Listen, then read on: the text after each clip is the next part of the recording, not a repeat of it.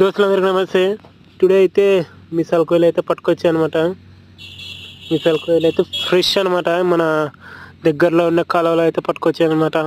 ఈ వీడియో అయితే నా ఓల్డ్ ఛానల్ లేదనమాట. ఓల్డ్ ఛానల్ అంటే నా ఛానల్స్ కనీసం 4 పెట్టి అయితే డిలీట్ అయినాయి.